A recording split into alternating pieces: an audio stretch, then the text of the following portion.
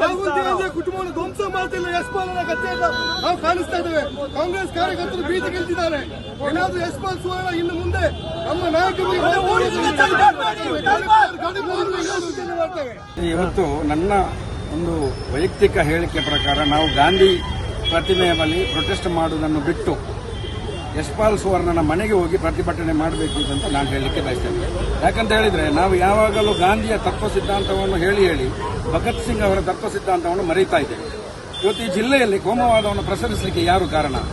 ಒಬ್ಬ ದ್ವೇಷ ಭಾಷಣ ಮಾಡ್ತಾನೆ, ನಾವು ಪ್ರತಿಭಟನೆ ಮಾಡ್ತೇವೆ, ಮತ್ತೆ ಪುನಃ ಇನ್ನೊಬ್ಬ ಮಾಡ್ತಾನೆ, ಮತ್ತೆ ಇದು ಕಂಟಿನ್ಯೂ ಆಗ್ತಾ ಇದೆ. ಇದು ಯಾಕೆ ನಿಲ್ಲಿಸಲಿಕ್ಕೆ ಆಗ್ತಾ ಇಲ್ಲ? ಇದು ನಾನು ಎಲ್ಲರೊಂದಿಗೆ ಕೇಳುವಂತ ಪ್ರಶ್ನೆ. ಈ ಯಶ್ಪಾಲ್ ಸುವರ್ಣನ ಹಿನ್ನೆಲೆ ಏನು? ಯಾಕೆ ನಮಗೆ ಕಾಂಗ್ರೆಸ್ಸಿಗರಿಗೆ ಮಾತಾಡಲಿಕ್ಕೆ ಗೊತ್ತಿಲ್ವಾ? ನಾವೇನು ಕೈಗೆ ಬಳೆ ತಟ್ಟುಕೊಂಡು ಕೂತ್ಕೊಂಡಿದ್ದೇವಾ? ಈ ಜಿಲ್ಲೆಯಲ್ಲಿ ನಡೆಯುತ್ತಿರುವಂತಹ ಅನಾಚಾರಗಳಿಗೆ ಯಾರು ಕಾರಣ? ಸರ್ಕಾರ ಕೂಡಲೇ ಎಚ್ಚೆತ್ತುಕೊಂಡು ಆತನನ್ನು ಬಂಧಿಸಬೇಕು. ಇಲ್ಲಿ ಇವರು ಮಾತಾಡ್ತಾ ಇರೋದು ಹೇಗೆ ಬಿಜೆಪಿ ಅವರಿಗೆ ನರೇಂದ್ರ ಮೋದಿ ಇದ್ದಾರೋ ಅದೇ ರೀತಿ ಕಾಂಗ್ರೆಸ್ನವರಿಗೆ ರಾಹುಲ್ ಗಾಂಧಿ ಅವರು. ಆ ರಾಹುಲ್ ಗಾಂಧಿ ಅವರ ಮೇಲೆ ಇಂತಹ ಒಂದು ಆರೋಪ ಮಾಡಿಕೊಂಡು ಇಲ್ಲ ಕ್ಷುಲ್ಲಕವಾದ ವಿಚಾರಗಳನ್ನು ಹೇಳಿಕೊಂಡು ಅವರ ತೇಜೋವಧೆ ಮಾಡಿಕೊಂಡು ನಿಮ್ಮ ಕುಟುಂಬವನ್ನು ನಾಶ ಮಾಡ್ತೇನೆ ಅಂತ ಹೇಳ್ತಾನಂತಾದ್ರೆ ಆ ಯಶ್ಪಾಲ್ ಸುವರ್ಣನಿಗೆ ಎಷ್ಟೊಂದು ಅಹಂಕಾರ ಇದೆ. ಈತನೊಬ್ಬ ಬೀದಿ ನಾಯಿ ತರ ಮಾತಾಡ್ತಾ ಇರೋದು.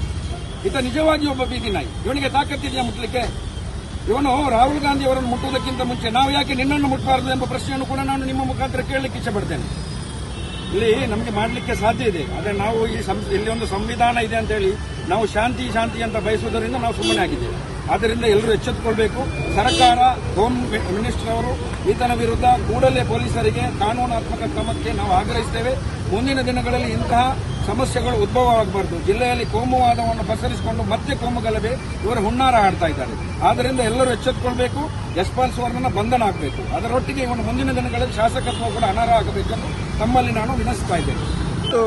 ನಮ್ಮ ದೇಶ ಕಂಡಂತಹ ಧೀಮಂತ ನಾಯಕರು, ಈ ದೇಶದ ಸ್ವಾತಂತ್ರ್ಯಕ್ಕೋಸ್ಕರ ಬಲಿದಾನ ಕೊಟ್ಟಂತಹ ಗಾಂಧಿ ಕುಟುಂಬದ ವಂಶದ ಗುರಿಯಾದಂತಹ ರಾಹುಲ್ ಗಾಂಧಿ ಅವರ ವೈಯಕ್ತಿಕ ವಿಚಾರವನ್ನು ಅವಹೇಳನೀಯ ವಿಚಾರವನ್ನು ಹೇಳಿ ಇವತ್ತು ದೇಶಾದ್ಯಂತ ಪ್ರತಿಭಟನೆಯನ್ನು ನಾವು ಹಮ್ಮಿಕೊಂಡಿದ್ದೇವೆ. ಯಶ್ಪಾಲ್ ಸುವರ್ಣರವರು ಈ ದಕ್ಷಿಣ ಕನ್ನಡ ಜಿಲ್ಲೆ ಬುದ್ಧಿವಂತರ ಜಿಲ್ಲೆ, ಈ ದಕ್ಷಿಣ ಕನ್ನಡ ಜಿಲ್ಲೆ ವಿದ್ಯಾವಂತರ ಜಿಲ್ಲೆ, ಈ ದಕ್ಷಿಣ ಕನ್ನಡ ಜಿಲ್ಲೆ ಸಂಪ್ರದಾಯಸ್ಥರ ಜಿಲ್ಲೆ. ಇಲ್ಲಿ ರಾಜಕಾರಣಿಗಳು ಕೂಡ ಸಂಪ್ರದಾಯಸ್ಥರು, ವಿದ್ಯಾವಂತರು, ಬುದ್ಧಿವಂತರು. ಈ ಎಲ್ಲರ ನಡುವಿನಲ್ಲಿ ಒಬ್ಬ ಅಯೋಗ್ಯ, ಒಬ್ಬ ಮುಟ್ಟಾಳ, ಒಬ್ಬ ಅವಿದ್ಯಾವಂತ ಒಬ್ಬ ಶಾಸಕ ಯಾರಾದ್ರಿದ್ರೆ ಅದು ಯಶ್ಪಾಲ್ ಸುವರ್ಣ ಹಾಗೂ ಬಿಜೆಪಿ ಪಕ್ಷದ ಎಲ್ಲ ಕಾರ್ಯಕರ್ತರ ಹತ್ರ, ನಾಯಕರ ಹತ್ರ ನಾನು ಎಚ್ಚರಿಕೆ ಗಂಟೆ ಕೊಡ್ತಾ ಇದ್ದೇನೆ. ತಾವು ಬಾಯಿ ಬಿಚ್ಚಿದ್ರೆ ನಮಗೂ ಕೂಡ ಬಾಯಿ ಬಿಚ್ಚಲಿಕ್ಕೆ ಗೊತ್ತುಂಟು. ನಾವು ಬಾಯಿ ಬಿಚ್ಚಿದ್ರೆ ಖಂಡಿತವಾಗಿಯೂ ಕೂಡ ತಾವು ಬಾಯಿ ಮುಚ್ಚುತ್ತೀರಾ ಎಂಬ ಮಾತನ್ನು ಮಾತನ್ನು ಹೇಳುತ್ತಾ ಮುಂಬರುವ ದಿವಸಗಳಲ್ಲಿ ಏನು ಮಹಾಲಕ್ಷ್ಮಿ ಕ್ರೆಡಿಟ್ ಕೋಆಪರೇಟಿವ್ ಸೊಸೈಟಿಯಲ್ಲಿ ಆದಂತ ಹಗರಣ ಅದನ್ನು ಮುಖ್ಯಮಂತ್ರಿಗಳ ಗಮನಕ್ಕೆ ತಂದು ಆ ಸಂತ್ರಸ್ತರಿಗೆ, ಅನ್ಯಾಯವಾದಂತ ಎಲ್ಲ ಜನರಿಗೆ ನ್ಯಾಯ ಒದಗಿಸಿಕೊಡುವಂತ ಕೆಲಸ ಕಾರ್ಯವನ್ನು ಖಂಡಿತವಾಗಿಯೂ ಶೀಘ್ರದಲ್ಲೇ ಮಾಡ್ತೀವಿ ಎಂಬ ಮಾತನ್ನು ಹೇಳಿಕೆ ಬಯಸ್ತಿದ್ದೇನೆ.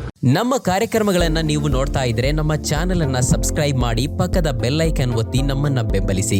ಹಾಗೆ ನಮ್ಮ ಕಾರ್ಯಕ್ರಮಗಳನ್ನ ಲೈಕ್ ಮಾಡಿ, ಕಮೆಂಟ್ ಮಾಡಿ, ಅದನ್ನ ಬೇರೆಯವರಿಗೂ ವಾಟ್ಸ್ಆಪ್ ಮೂಲಕ ಶೇರ್ ಮಾಡಿ. ನೀವು ಹೀಗೆ ಮಾಡಿದಾಗ ನಮ್ಮ ಚಾನೆಲ್ ಇನ್ನಷ್ಟು ಮತ್ತಷ್ಟು ಜನರಿಗೆ ತಲುಪಲು ನೀವು ನಮ್ಮೊಂದಿಗೆ ಸಹಕರಿಸಿದ ಹಾಗಾಗುತ್ತೆ. ಇದು ನೀವು ಯಾವುದೇ ಖರ್ಚಿಲ್ಲದೆ ಕೆಲವೇ